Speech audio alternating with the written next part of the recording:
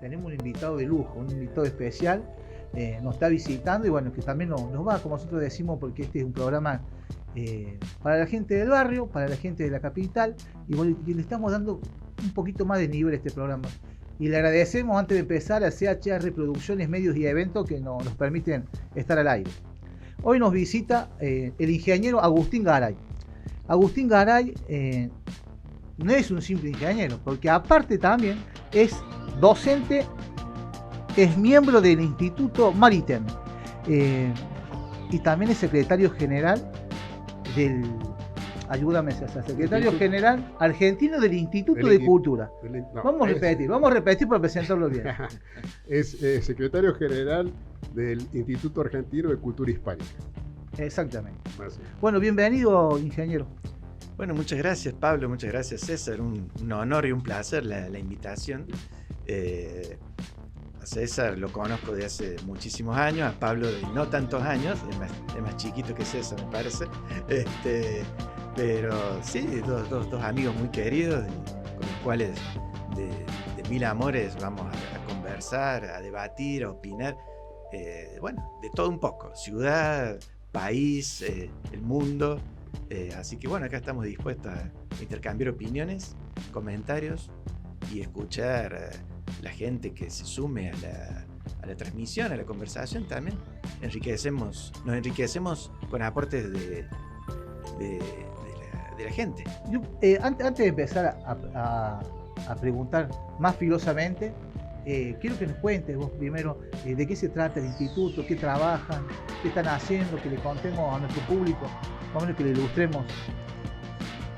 Mira, el Instituto Argentino de Cultura Hispánica, ese es el nombre oficial, surgió a mediados de la década del 40 como una iniciativa española para promocionar, para difundir el mensaje cultural, no mensaje político, ni mensaje religioso, ni mensaje social, el mensaje cultural de España y de lo que es la hispanidad.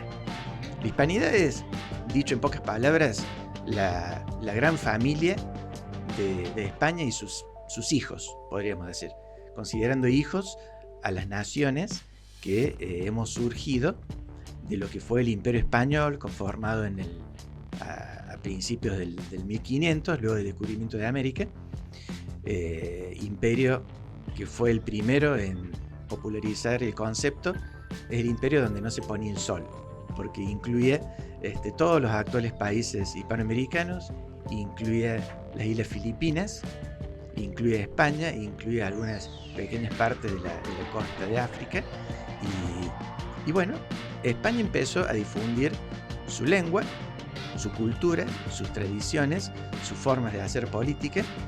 Fuimos el Virreinato del Río de la Plata, que es lo que hemos estudiado siempre en la escuela, que bueno, nuestro proceso de independencia empezó a partir de 1810 con la disputa de poder con el virrey que había en su momento, Baltasar Hidalgo de Cisneros, que seguramente nos suena de haberlo estudiado en la escuela a todos, ¿sí? Ahí comenzó el proceso de independencia de lo que hoy es Argentina, y también por esas fechas comenzó el proceso de emancipación. A mí en particular a veces me gusta más decir emancipación que independencia, porque no fue una lucha contra una invasión, fue una lucha casi como la lucha de un adolescente o de un joven que se le planta al papá y quiere su independencia, su vida propia, su libertad de acción y emprender el camino solo por el mundo.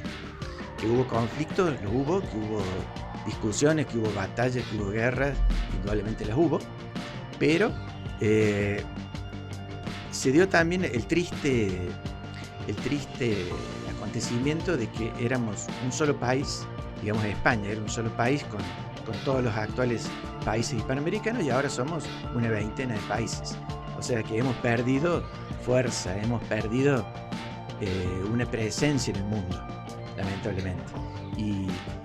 Y hay iniciativas como el Instituto de Cultura Hispánica, que acá, bueno, se llama Instituto Argentino, pero hay en muchos países de Hispanoamérica. Hay iniciativas para, de alguna forma, retomar eso, retomar esa unidad perdida. no se propugna volver a ser un solo país, no se propugna volver a ser un imperio formal o constituir una unidad política. Se propugna,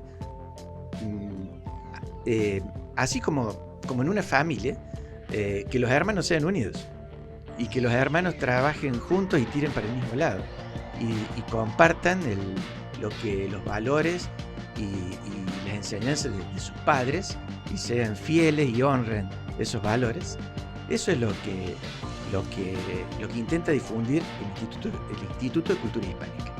Y ahora usted del instituto, ingeniero, después de todo esto que nos ha comentado, ¿cómo ve que se relaciona Argentina? Porque no veo que en la actualidad se esté relacionando con los países hermanos o con los países vecinos. Nuestro presidente veo que se relaciona más con Israel y con Estados Unidos. ¿Ustedes cómo lo ven desde el instituto? ¿Qué opinión me puede dar? Mira, las relaciones naturales deberían ser con nuestros hermanos hispanoamericanos y con nuestra madre patria. De ahí en más, hay que llevarse bien con otros países, con todo el mundo, pero la prioridad es la casa, la prioridad es la familia. Me tengo que llevar bien con mis hermanos, con mis padres, con mis primos, con la gente que vive en mi barrio, en mi entorno, y de ahí en más hay que salir al mundo. Estados Unidos es casi un aliado natural o es un país cercano en el cual estamos nosotros dentro de su hemisferio de influencia. Que nos guste o no nos guste, estamos ahí. Y siempre nos va a convenir llevarnos bien, siempre nos va a convenir también hacernos respetar, porque con el grandote del barrio no hay que pelearse, pero también hay que hacerse respetar, desde la propia personalidad, desde la propia economía, desde la propia política, ser autónomos y decir, yo soy tal, yo valgo tanto, y aquí estoy para hacer mi vida. Y me tengo que llevar bien como me tengo que llevar bien con cualquiera. Igual que con Israel. Israel es un país importante, aquí en Argentina hay una comunidad judía importante, pero no es lo más cercano ni es la prioridad. Acá, digamos, hay hijos de europeos, hay hijos de árabes, hay hijos de japoneses, hay hijos de todos nuestros hermanos hispanoamericanos. Últimamente hay mucha gente de comunidad paraguaya, boliviana, peruana, que esos son para mí una prioridad en el sentido de lo que es una prioridad. Es más importante porque son hermanos. Así que en cuanto a la geopolítica de Argentina, yo diría que empecemos por casa, empecemos por la familia, empecemos por América. Y de ahí en más, bueno, vemos con quién vamos a tejer otras redes o hacer comercio o convenios educativos, pero la prioridad es América. Sí, no sabe César que nosotros acá en Argentina, cuando recibimos los inmigrantes en aquella época, ¿no? Pasó el tema de la Segunda Guerra Mundial y sí, bueno, anteriormente las inmigraciones con invasión. Roca empezaron las inmigraciones en 1890, 1880 empezaron las inmigraciones masivas y se intensificaron más después en época de guerra y después de la guerra. Y nosotros recibimos. Sí, correcto. Y ahora se está viendo así como vinieron muchos venezolanos, muchos peruanos, muchos chilenos, ahora se está viendo llegan a Ezeiza, están llegando 4 aviones por día del refugiado de Israel. Y bueno, el presidente lo está acertando, le está dando subsidios y le está construyendo un barrio gigante en la Patagonia. ¿Cómo se ve eso? No, bueno, o sea, recibir, acordate, nuestra Constitución lo dice, para nosotros y para todos aquellos que quieran habitar el suelo argentino, respetando la idiosincrasia, por supuesto, y las costumbres argentinas. Pero bueno, eso no lo veo mal. Lo que sí me gustó mucho lo que dijo Agustín en cuanto a los hermanos hispanoamericanos. Los hermanos se han unido. Ahora, el tema está si nos dejan unir. Yo creo que está bien.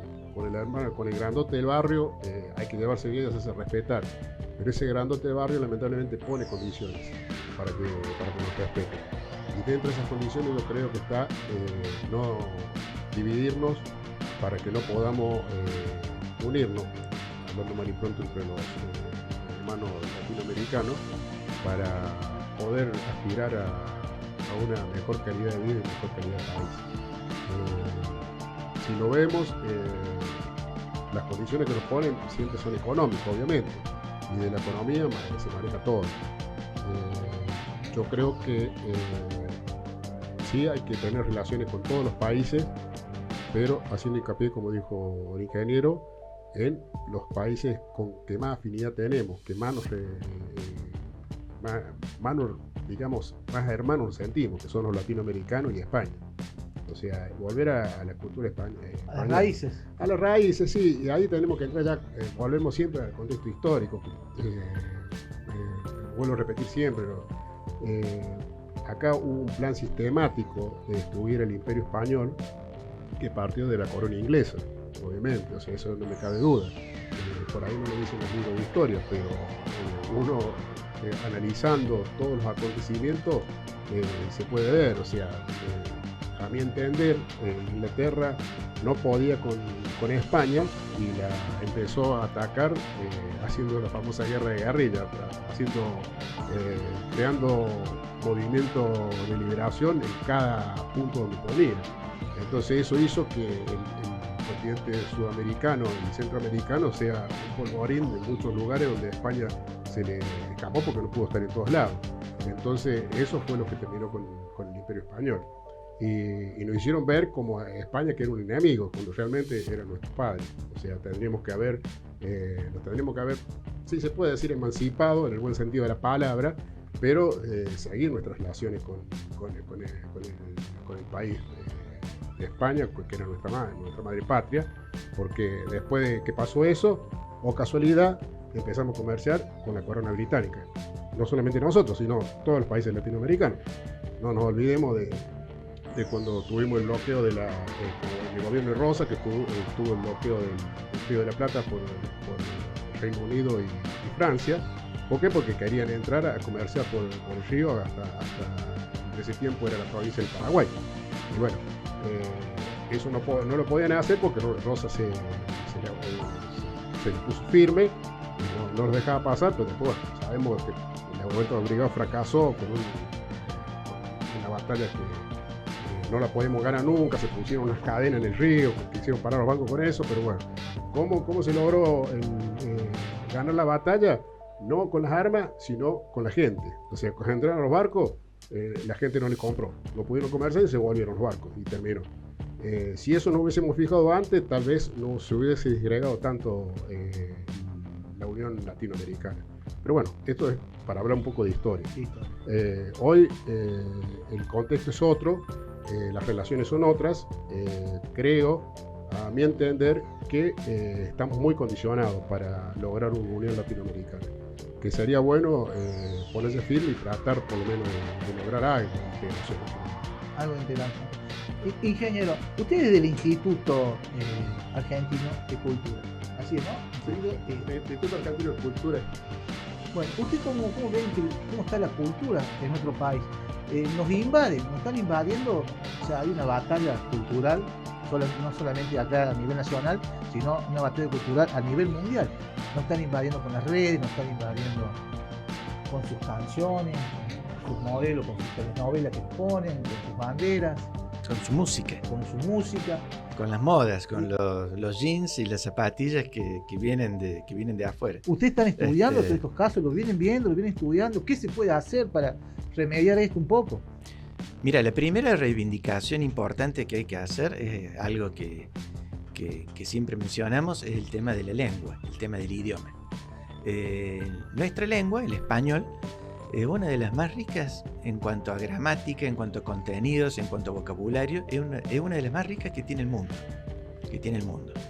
Y justamente en 1492, año famoso porque el año que llegó Colón a América, es el año en que se publica la primera gramática del español, que fue la primera gramática del mundo. Digamos, la primera lengua moderna que tuvo su gramática fue el español o el castellano. El castellano. Con Garcilaso porque de la el Vega. idioma de Castilla. De Castilla, Garcilaso de la Vega. Claro, Garcilaso, uno de los grandes, autores. Sí, se le atribuye a él, pero en realidad fueron muchos más. O sea, pero el más conocido de esa época sí, y un poquito posterior a Garcilaso. El autor concreto de ese momento fue Nebrija, Antonio de Nebrija, claro, que fue el que publicó el nombre, que publicó con ese nombre, gramática del castellano. Por Castilla. Sí, estoy entrando en duda si decía gramática del castellano o cómo era el título del nombre. Pero era eso, era la gramática de nuestra lengua, del español, que se la presentó formalmente a la reina Isabel. Justamente en el año famoso de 1492, que se celebra. Y algo interesante para recatar es que la segunda lengua que tuvo una gramática, la segunda lengua en el mundo que tuvo una gramática formal fue el náhuatl, que es el idioma de los aborígenes mexicanos, hecho también por los misioneros españoles. O sea, no fue el inglés, no fue el francés, no fue el alemán, fue el náhuatl, fue un idioma aborigen, un idioma originario, que tuvo también su reglamentación, su formalización, su gramática, cómo se arman las oraciones, cómo se conjugan los verbos. Y eso es mérito también del trabajo de los misioneros españoles, que justamente venían a rescatar y a conservar y a cuidar otras culturas, en contra de lo que se dice en muchos casos, que España vino a atropellar o vino a pasar por encima. Hubo atropellos, hubo exacciones, hubo acciones negativas, hubo saqueos, hubo crímenes, como en todo sí. Intento de ese tipo, pero que también tuvo un gran esfuerzo por cuidar y conservar las culturas originarias, los hubo. Bueno, ese es un tema. El tema de la lengua española es un tema importante que siempre fomentamos y cultivamos desde el Instituto de Cultura Hispánica. Incluso se celebra, se hace una conferencia o un pequeño ágape o algo con motivo del Día del Idioma, que quizá lo recordemos de la escuela primaria, 23 de abril, el día que falleció Miguel de Cervantes Saavedra. También es un día, una fecha que desde el instituto se recuerda y se celebra. Y aparte, ¿qué se puede hacer? ¿Qué medidas se pueden tomar como para que sea más rica nuestra cultura? Y que yo veo que se va pagando, ¿no es cierto? Cada vez que se van invadiendo hoy a través de redes sociales, ¿qué se podría hacer? ¿Qué del gobierno? ¿Qué acción podríamos tomar? Yo veo que no tenemos esa financiación que teníamos años atrás. El gobierno en este momento la sacó del presupuesto.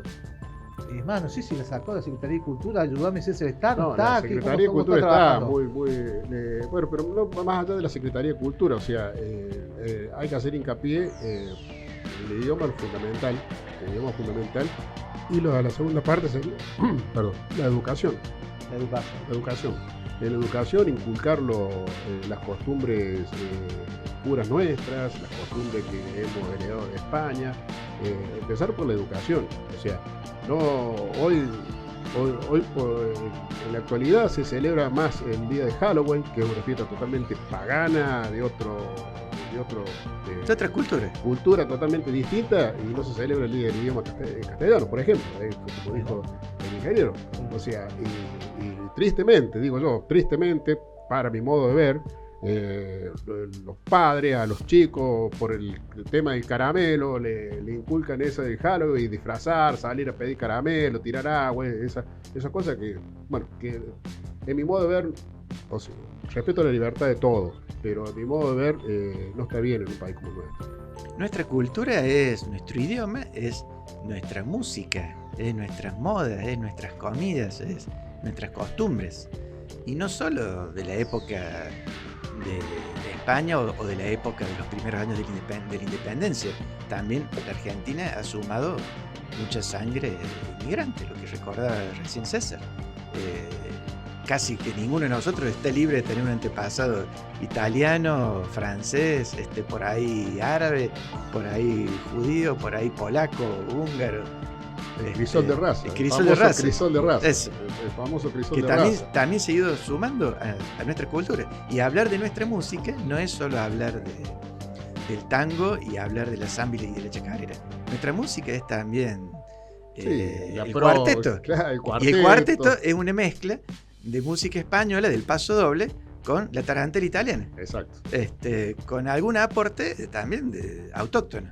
Pero ahora ya no solo somos hijos de los aborígenes y de España, también somos hijos de tanto italiano, sobre todo italiano, y tanto migrante que vino a fines del siglo XIX y principios del XX, y de los cuales no podemos renegar, porque son nuestros ancestros. Sí, nosotros tenemos en nuestro cuerpo, científicamente, 51% de genética española. Y después sigue el 35% de genética de italiana. Y después un pequeño porcentaje de acá autóctono aborigen. No, y alemanes, no te confundas, alemanes hay mucho, ¿eh? Sí, pero alemanes es un alto porcentaje. Alto porcentaje. Los alemanes del Volta son los primeros que vinieron los primeros inmigrantes que vinieron a Argentina. Y son mucho más de lo que uno se piensa, ¿eh? Son mucho más de lo que parece. Bueno, estadísticamente hay que ver las estadísticas. Está primero, sí, los primero españoles. España, Italia, sí. Pero ahí no manda Alemania. Los que menos tienen son Francia e Inglaterra, pero mucho, alemanes mucho más que franceses y que italianos. Yo estoy muy enojado con Inglaterra. Estoy muy enojado, te cuento una historia. Mi nombre es Pablo Tulián. Para los que no me conocen, Pablo Tulián. Tulián viene de la Tulianada de San Marcosiano, del cacique Tulián. Nosotros venimos de la descendencia del cacique Tulián, somos Come Chingón. El pueblo de la miel. Sí. Famoso. El pueblo de la miel. Todos hemos comido alguna vez. Está lindo San Marcosiano. Ir a la fiesta de la miel. A todos. Pero le quería contar por qué mi enojo. Porque nosotros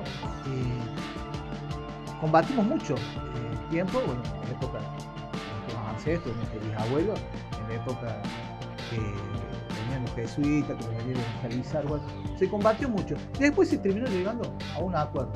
Y en ese acuerdo que se hizo, hicimos, entre ambos, se hizo un sol gigante, todo de oro. Un sol gigante, pesado, se podía ir, tremendo, una reliquia que más que monetaria es algo uno que le llega al corazón, afecto, sentimental, que fue entre la comunión entre dos pueblos, los aborígenes y los jesuitas, se llevó y se hizo ese gran sol, y nosotros lo tenemos ahí. Y después, cuando vinieron las épocas de los ingleses, las invasiones, nos robaron el sol, un sol de oro, los robaron, y nunca se pudo recuperar. Y ahora, hace 3-4 años atrás, nos encontramos que apareció en un museo en Londres, en Inglaterra, apareció en un museo, está ahí el sol. Y estamos haciendo nosotros de la comunidad, estamos haciendo reclamos para que nos restituyan ese sol, pero bueno, no sé, está todo muy complicado, muy difícil. ¿Cómo lo ves eso? Entonces yo tengo mucha bronca por ese tema. Te iba a preguntar justamente a raíz de lo que comenta Pablo, ¿tenés conocimiento de cómo, por ejemplo, países como Egipto y otros países que lo ha colonizado la corona británica han podido recuperar alguna reliquia? ¿Tenés conocimiento de cómo se ha procedido? Si hay una ley de reparación en Inglaterra, como hay en España, por ejemplo, de reparación histórica hacia las colonias americanas, pero ¿tenés alguna idea de eso? Mira, que yo sepa, nunca he escuchado que haya así una legislación o algo que formalmente obligue a los museos ingleses o a los museos alemanes, que también hay muchos museos franceses, a que devuelvan cosas. Es una cuestión de paciencia, es una cuestión de hacer lobby, es una cuestión de ir, sentarse, molestar, insistir. Pero depende entonces del país. Que yo sepa, no hay una, claro. Porque a Egipto tengo entendido que le han restituido mucha. Egipto se ha hecho respetar mucho, pero también Egipto tiene mucho. Digamos, ha perdido mucho. Ha perdido mucho y todavía tiene mucho. Pero gracias a Dios. Pero tiene mucho también de cuando era imperio. Claro. A esa parte te referís. Claro. De la época de los años 3-4.000 antes de Cristo. Claro, cuando eran faraones que invadían otro pueblo y se traían. Tiene mucho para devolver también. Tiene mucho para rescatar de vuelta. Y mucho para devolver también. Y se siguen encontrando cosas. Sigue habiendo descubrimientos en Egipto, porque no nos damos cuenta, pero el antiguo Egipto, el de los faraones y el de las películas históricas de aventuras, duró varios miles de años. Sí. Duró varios miles de años. O sea que alrededor del año 4000 hasta la época... Hasta casi hasta la época de Cleopatra. Cleopatra es casi la época de Cristo. O sea que... 400 años antes, más o menos, 300 años antes. Claro. Bueno, vamos a ir a una pequeña pausa y regresamos Sí, porque tenemos que adelante. vender. Si no vendemos, no sostenemos el programa. Muy bien. El bloque de Hacemos Debate. Qué interesante el primer bloque, ¿no? Que cómo nos está, un poco como decimos nosotros, no sé qué palabra hacer esta, lo está desburrando. ¿De dónde viene esta palabra? Desburrar. El pobre burro tiene mala prensa, tiene mala fama. Bueno, lamentablemente. Si tuviéramos nosotros la voluntad que tiene el burro, andaríamos mucho mejor, te puedo asegurar. Bueno, ingeniero, en esta parte del programa, en la segunda parte, bueno, estamos en época del mundial, ¿cierto? Estamos en época del mundial y yo no quería perder tiempo y bueno, a ver qué opina usted, ingeniero, usted. ¿Por qué no se valora tanto? ¿Por qué usted piensa que no se valora tanto nuestra cultura, nuestra patria, nuestra soberanía? Y cada vez que hay un mundial nos hacemos la misma pregunta. ¿Por qué está sobrevaluado el amor por la selección argentina? ¿Por qué no podemos llevar esos valores, ese amor sobre una selección argentina de fútbol que de esa misma así mismo que se quiera nuestra cultura, nuestras raíces, nuestra patria? ¿Por qué no podemos trasladar eso? El mismo sentimiento a El mismo todas las sentimiento, cosas. exactamente. Bueno, no me parece mal el sentimiento del amor a la camiseta, sí me parece mal el poco sentimiento o el poco amor en otros temas, ¿no es cierto? Así como tenemos a Messi, que nos representa ante el mundo y todo el mundo dice Argentina Messi, como antes se decía Argentina Maradona. Bueno, hay tantos otros argentinos que llevan alto el honor del país y se los conoce poco y nada. Por ejemplo, Y el último gran ejemplo que hemos tenido es el Papa Francisco, que en opinión mía ha sido el argentino más importante de la historia. Desde que somos argentinos, yo creo que ha sido el argentino que más lejos ha llevado el nombre y la cultura y el honor y la camiseta, ¿por qué no?, de ser argentino. Mucha gente reivindica a la reina máxima. Bueno, es importante, yo lo creo que es importante, pero hay argentinos destacados en todo. El cine argentino es muy reputado y muy famoso en Hispanoamérica e incluso en Europa, pero no tenemos los medios económicos, los medios de distribución para hacerlo más conocido, para hacerlo más difundido. Es muy difícil competir contra la billetera de Estados Unidos y con la capacidad de... Y déjame hacer un paréntesis, Gary, Sí. para que te interrumpa. Me sabía contar mi padre que en la década del 50 las compañías de Estados Unidos de cine compraban las películas argentinas y las tiraban al mar. Eso me sabía contar mi padre. No conocía la anécdota. Que las tiraban al mar. En la época de oro del cine argentino, que fue del 40 al 40 y 50. 50. Cuando era jovencita Mirta Legrand. Claro, ¿no? Sandrini, todo Sandrini, eso. Luis Sandrini. Sandrini, todo eso. Que había muchas películas que la compraban y la tiraban al mar, no las pasaban. No querían pasar. Mira, vos no sabía de ese crimen. Pero yo con cualquier amigo que hable mexicano, brasileño, chileno, peruano, siempre me elogian la calidad de las películas argentinas y lo ingeniosas que son a veces y lo profundas que son. Más allá de las malas palabras propias nuestras, más allá de algunas chabacanerías características de la Argentina, el mensaje cultural que se transmite con el cine es muy grande. Y parte del gran poder que tiene Estados Unidos es gracias a su cine y a su televisión últimamente, y ahora a internet. Y así mismo, ingeniero, así mismo ellos invierten en sus películas, en su cultura, porque después vienen otras cosas atrás. Y claro, Empezar a vender bienes de servicio, a vender su moda, su música, Claro. te venden todo. Los chinos invierten fortuna también en su cultura y tratan de imponer su cultura al mundo. así es, la música, el mensaje musical también es algo muy poderoso. Es algo muy poderoso. Y nosotros deberíamos invertir en la cultura argentina. Y sí, por supuesto, es la inversión que no se ve, o es la inversión que más hondo llega a calar en la personalidad o en la vida de la gente. Por ejemplo, otra pregunta. Nosotros que tenemos acá, tenemos miel, tenemos, en el caso de San Marcos Sierra, usted dijo recién que la tierra de la miel. Tendremos que hacer una película referida a las abejas, a la miel, para poder difundir nuestra cultura y después poder vender esa miel. Sería una idea, sería una forma, por supuesto, pero produce tanto la Argentina, produce, bueno, lo más famoso, carne y cereales, pero produce barcos, aviones, reactores nucleares, y eso no lo sabe todo el mundo. La primera fábrica de aviones de Hispanoamérica fue argentina, fue cordobesa. El astillero más grande de Sudamérica es argentino, el Río Santiago.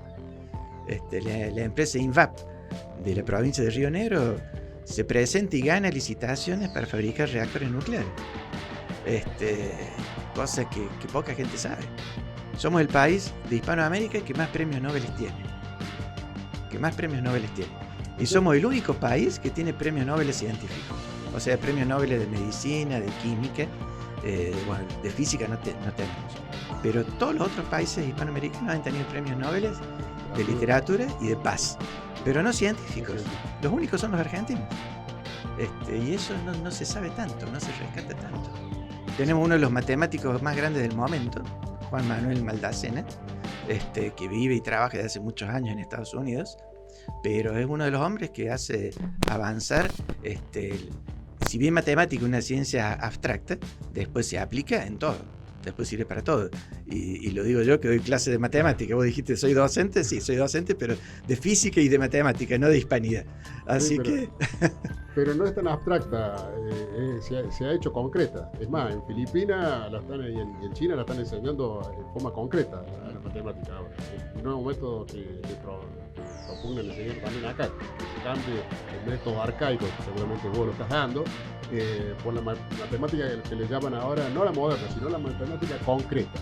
Que el niño pueda captar a dónde hace la diferencia, si es la matemática concreta o aplicada.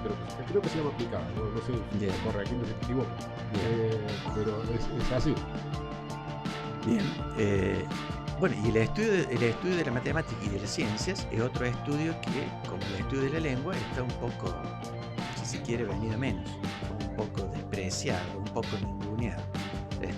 Yo me doy cuenta que, increíble pero cierto, hay chicos de 15, 16, 17 años que me cuesta decirle tabla del 3 o del 4 o del 5.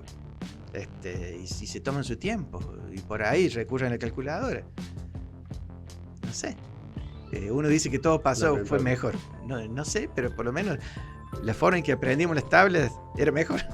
Sí, nos enseñaban desde el primario, ¿no? A sumar, restar, las tareas de los hogares. Se ha perdido un poco eso. También la culpa de eso es los celulares, ¿no? Los celulares, bueno, en algunos países se ha prohibido, ¿no? Y acá en Mendoza tenemos... Sí, en Mendoza tengo entendido que se prohibieron en las escuelas. Sí, es una gran batalla contra el celular, es una gran batalla que yo creo que está destinada a perderse, pero hay que darle lo mismo.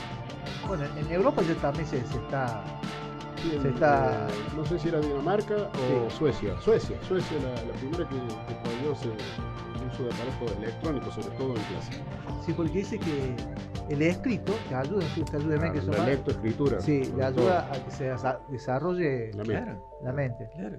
Sí. Y el hecho de escribir a mano, aunque parezca una tontería, también ayuda. El hecho de uno dibujar su letra, hacer su caligrafía, sus mayúsculas, sus palabras, su subrayado, su rúbrica, es también una forma de volcar tu personalidad y de expresarte y de transmitir tu mensaje. Y ahora con el teclado desaparece todo eso. Desaparece. Bueno, César, te doy la derecha, decir que estás ahí ansioso por le quería preguntar, aprovechando del conocimiento amplio que tiene a nivel internacional en de las relaciones exteriores, ¿cómo ve el contexto de esta guerra entre Estados Unidos e Irán? ¿Qué consecuencias puede traer? Que más o menos uno las puede llegar a saber. El sube el petróleo es uno, pero eso hay mucho más. ¿Cómo piensa que va a salir? Si se va a terminar, si va a ser para largo, si es como dice la prensa mundial, ya un fracaso para Estados Unidos o no, o está presentando batalla todavía. ¿Y qué opinión nos puede dar de esto? Bueno, en primer lugar me cuesta entender el porqué de la guerra.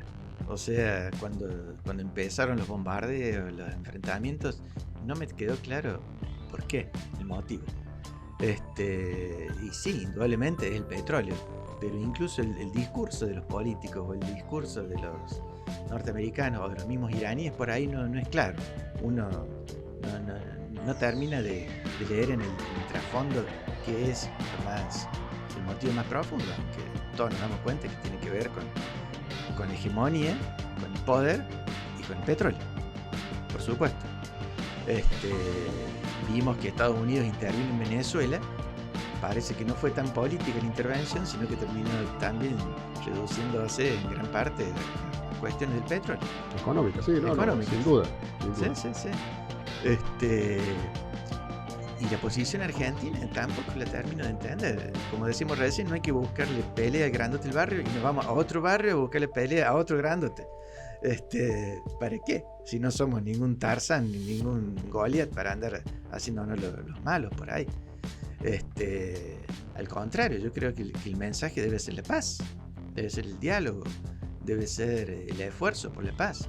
Los que siempre se han esforzado tanto en predicar, desde Juan Pablo II hasta el Papa actual, León XIV, y pasando por todos los papas que siempre han hecho un esfuerzo por insistir en la paz.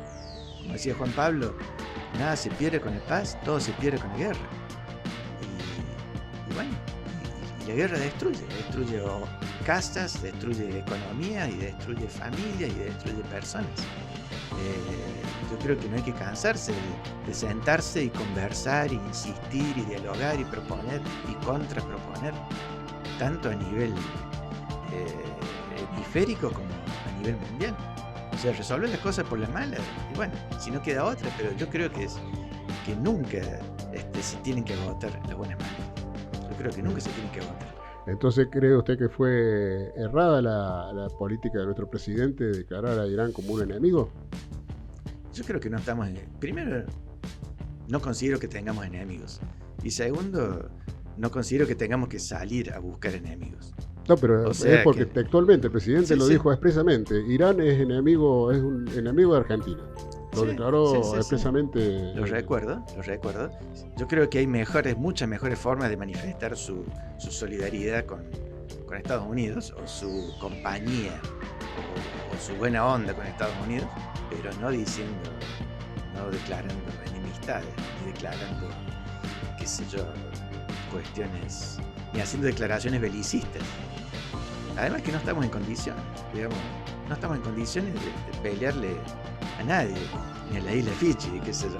Bueno, hoy el presidente, tengo entendido que el presidente va a venir o ha venido a presenciar maniobras militares conjuntamente con efectivos de Estados Unidos, acá en Córdoba. No sé cuál será el fin de eso, hacer un convenio de reciprocidad en defensa. La verdad que eso no lo logro entender. Y la verdad que no sé qué le podemos aportar a Estados Unidos. Estados Unidos nos puede aportar mucho a nosotros en cuanto a eso, a material bélico o a tecnología. ¿Qué le podemos aportar nosotros? Y carne de cañón, como aportó Brasil en la Segunda Guerra. Como ha sido siempre Hispanoamérica con Estados Unidos. Exactamente. Estados Unidos las guerras las ha ganado con otros actores y no con sus actores propios, con los propios. Pero lo bueno, lo bueno que por lo menos desde la Presidencia de la Nación ya han firmado un decreto de que le autorizan a los tenientes, ¿no? Los soldados, a que puedan tener otro trabajo más. Ah, sí. Que puedan hacer Uber. Sí, no sé si es bueno, Pablo. En mi opinión, no sé, para mí... Es una vergüenza. En mi opinión no es bueno, en mi opinión es pésima. Y te comento por qué. O sea, el militar, la fuerza de seguridad, tiene que estar al 100% con la cabeza en la seguridad de su trabajo. No pueden andar con otro, haciendo su actividad en otras cosas. Lo que sí, tiene que estar bien paga. 800.000 pesos dice que están cobrando. Es una vergüenza. El sueldo en general me decían que eran, no sé, en un tiempo llegó a ser 3 millones de pesos. Un general. Una vergüenza. es una vergüenza. O sea, me avergüenza realmente que un general puede estar, del ejército argentino puede estar cobrando eso. ¿Cuánto cobra un general? Tenía entendido que era 3 millones de pesos, no sé cuánto ahora, porque estoy hablando sin saber, pero un general no puede estar ganando menos de 20 millones de pesos. Un general, estamos hablando de un general. ¿De un general? Claro, no puede ganar menos de 20 millones de pesos, tendría que estar acorde al sueldo de un ministro de la Corte, más o menos, tendría que ser más o menos parecido, o de un ministro de la Nación. Pero no puede ganar lo que gana, estoy seguro que no gana como un ministro, estoy seguro. Igual de escandalosos son los sueldos de los docentes, ya que tanto hablamos de la cultura, que es una legítima preocupación de todos, sobre todo tuya, que ya varias veces nos ha llevado a ese tema. Los sueldos más, no me animo a decir los más bajos, pero uno de los más bajos son los sueldos docentes. ¿Docente universitario? Todos. Bueno, ahora La maestra de jardín hasta los docentes. Ahora más los universitarios. Una buena para... Son todos malos. Una todos buena, malos. 23% de aumento para los docentes universitarios, le dijo hoy el presidente de la Nación. ¿Esa es ¿sí lo dijo? ¿Sí? 23% de aumento. Cualquier aumento es bienvenido, pero debería ser... No, yo le diría a nuestro señor presidente con todo el respeto. Yo le diría al señor presidente con todo el respeto que se merece por la investidura que tiene, que primero que todo cumpla con la ley. Con la ley que está para eso la ley de financiamiento universitario, que no la está cumpliendo. O sea, yo empezaría por eso, dar un porcentaje, tirar un porcentaje así de un aumento de los docentes. ¿Vos harías hincapié en eso? Que respete la ley y la división de poderes, porque la ley se fue votada por el Congreso y fue vetada por el presidente, fue aprobada nuevamente por el Congreso y el presidente por un decreto no la cumple y está judicializada en la Corte Suprema. Pero lo primero que cumpla con las instituciones democráticas, que es el cumplimiento de la ley que ha sido otorgada por nuestro sistema republicano de la división de poderes. Bueno, para ir cerrando este bloquecito, ¿no? Y ya venimos con el último bloque y ya terminamos el programa. Sí, le damos lugar a Marcos también. Sí, le vamos a dar lugar también a Marcos para que... Pero yo, sin irme, el mensaje, un último mensaje, ingeniero, un último mensaje para que le quede, ¿no? Nosotros para que nos quede para nuestro público. Aunque nos quedan muchos temas para hablar, pero bueno. Demasiados temas para demasiados programas a por venir. Pero en futuro. Lo vamos a seguir invitando. Lo vamos a seguir invitando. Bien, bueno, un mensaje es rescatar, vengo pensando desde hace mucho, rescatar la autoestima como argentinos, o rescatar la autoestima como hispanoamericanos, o como americanos. Estados Unidos se ha apropiado del término americano y se dicen los americanos. ¿Y nosotros qué somos? Bueno, pueden decir somos hispanoamericanos. Bueno, ellos les podemos llamar angloamericanos en ese caso.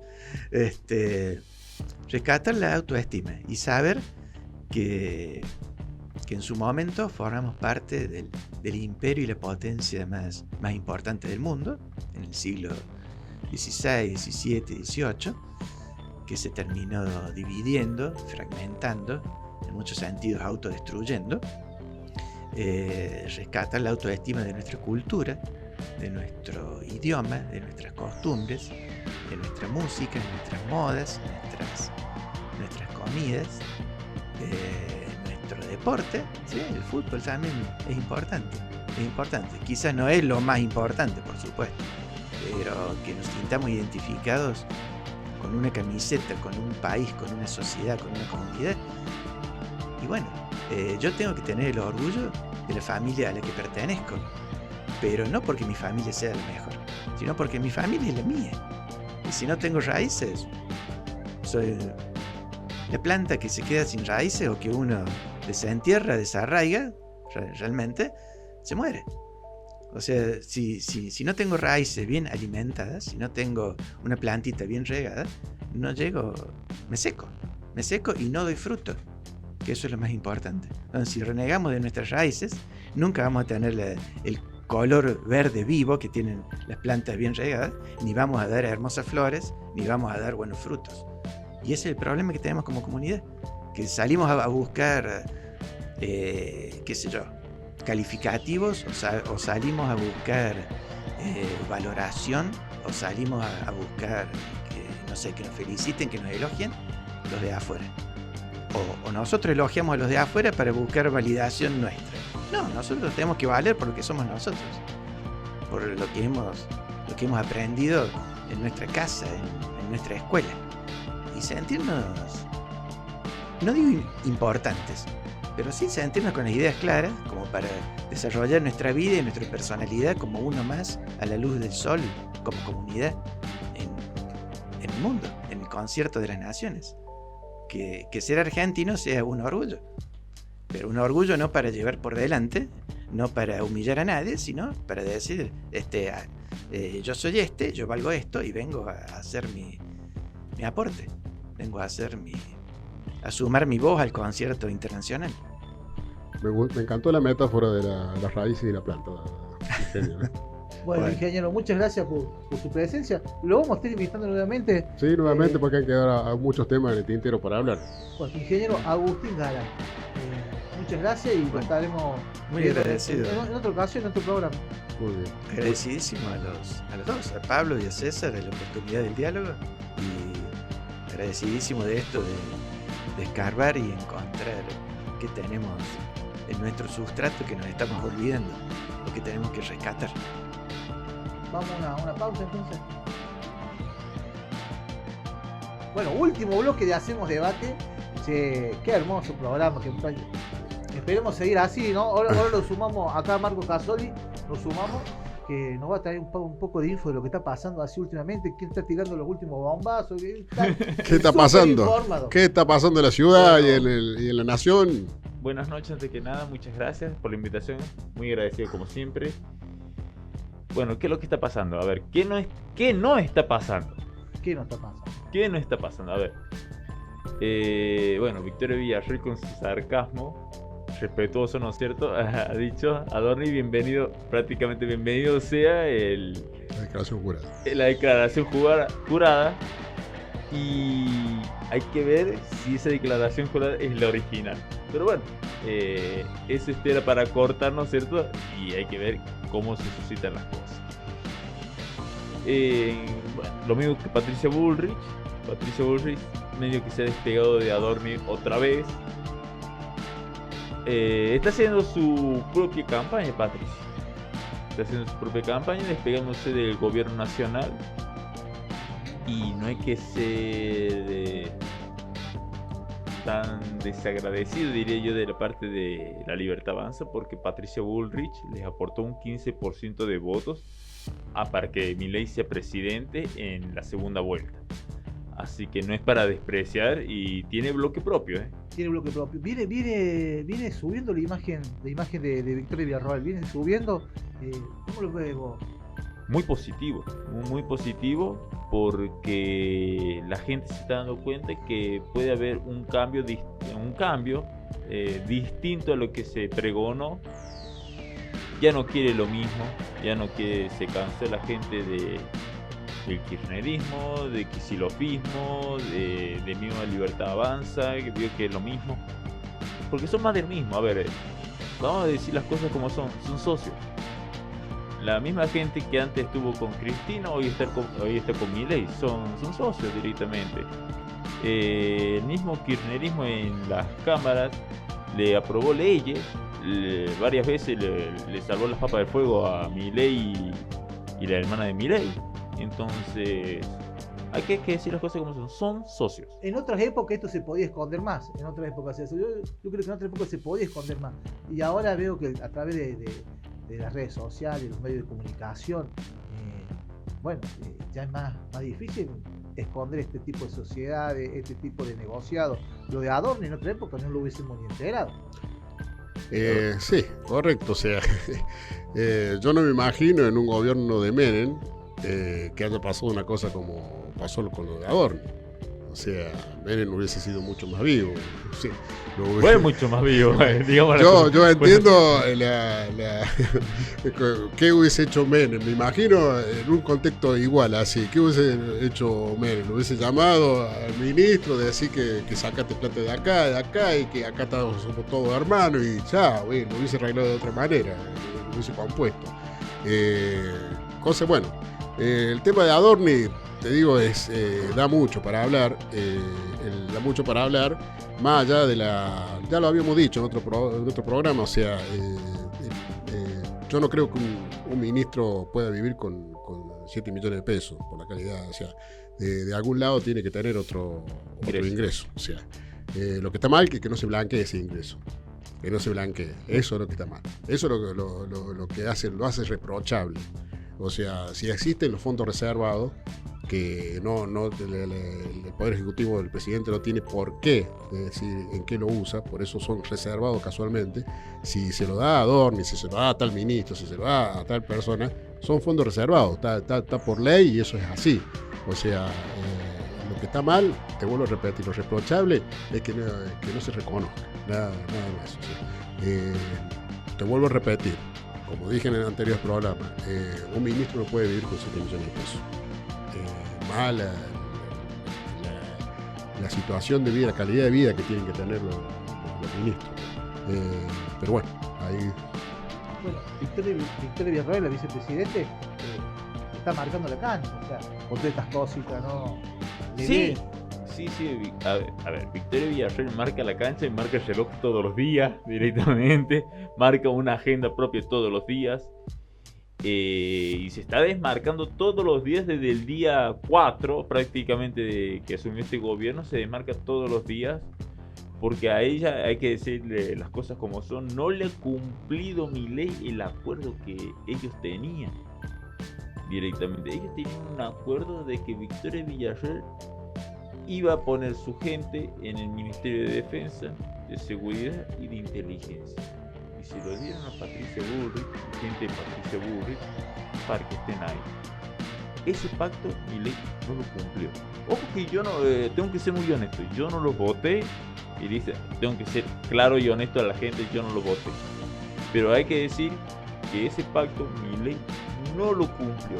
Ahí empieza la traición, entonces la traición fue de Milei, que rompió un acuerdo con su vicepresidente. Claro, directamente, porque ellos llegan por un acuerdo y un pacto, digamos, que no digo que esté mal, está bien, es un pacto, es un acuerdo, aportándole votos a Milei para que sea presidente, y no se crean que todos los votos son de Milei, el 50% de los votos prácticamente lo aporta Victoria Villarroel. Bueno, y ahora mide más Victoria que Milei propio, se está midiendo más Victoria que Milei. A ver, y es lógico que va a medir más Victoria que Milei.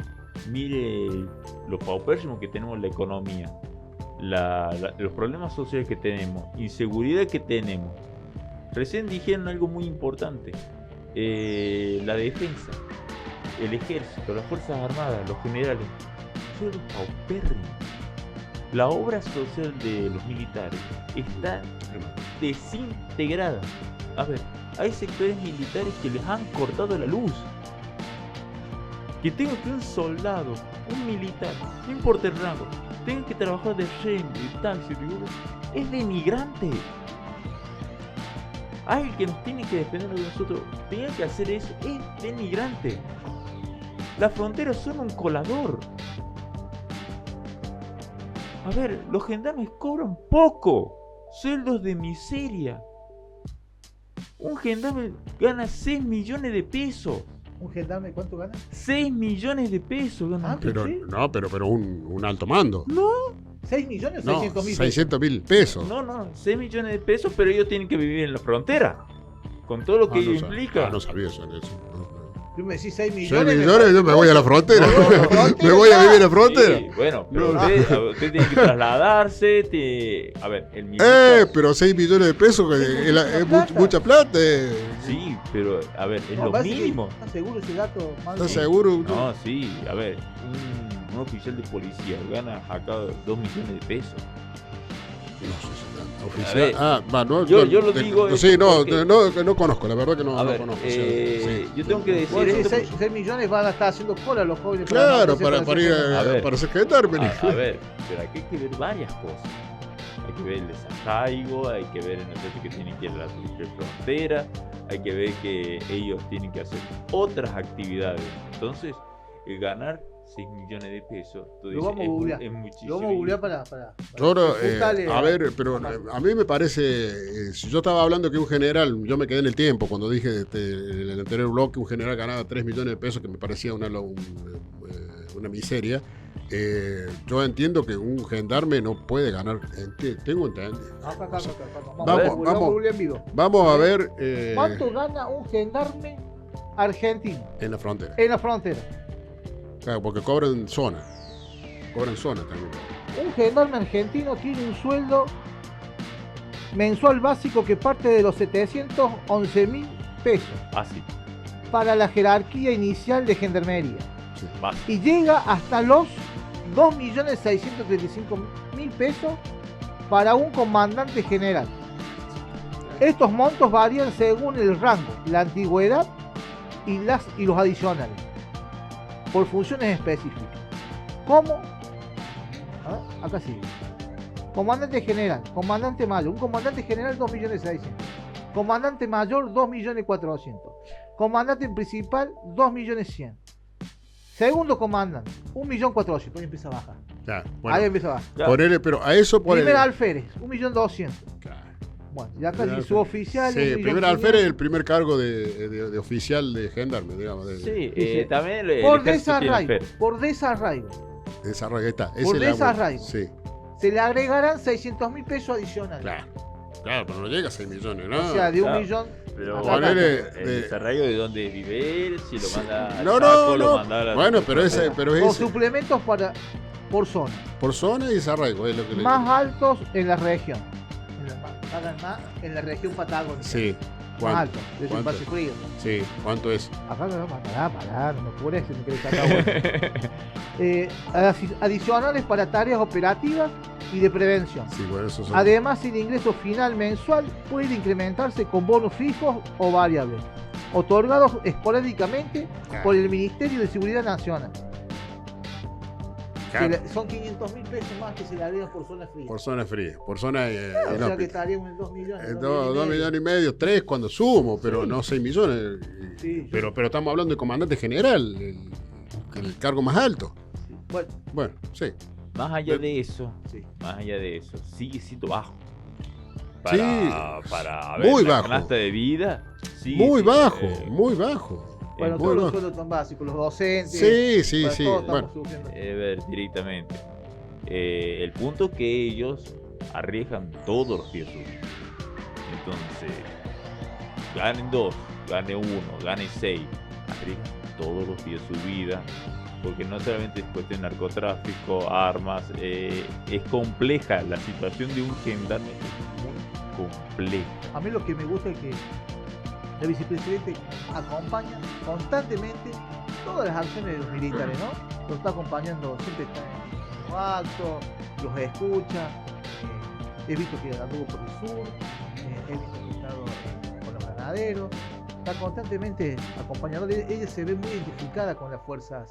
es que es de familia militar. Es de familia Es militar. de familia Sí, militar. Entonces, ella valora mucho lo que es el rol del militar en las Fuerzas Armadas como arraigo en nuestra sociedad. Entonces, es muy valorable. Ella quiere rescatar nuevamente lo que es el nacionalismo. Y que la sociedad sea nacionalista. Hemos perdido el nacionalismo como sociedad. Acá hay que ser claro, hemos perdido el nacionalismo como sociedad. Entonces se plantea, por ejemplo, el por qué nosotros escuchamos otra música, ¿no es cierto? Y por qué directamente valoramos lo que es el fútbol y no otras cuestiones en el país, ¿no es cierto? Y eso es parte del nacionalismo. Entonces, pero no solamente es cuestión de la educación, es cuestión también de lo que está en los medios de comunicación. Me parece que también la casa tiene un rol primordial en ese sentido. Los valores de la casa se han perdido muchísimo por muchas cuestiones y el nacionalismo ha quedado de lado. Bueno, vamos llegando al fin del programa. Le damos Muy gracias bien. a todos los que nos han seguido por las redes sociales y por nuestro canal de Twitch y por nuestro canal de YouTube. Así que nos estaremos viendo el próximo jueves en esto que nosotros llamamos Hacemos Debate. Bueno, Muchas gracias a todos. Buenas noches a todos. gracias. Gracias a todos.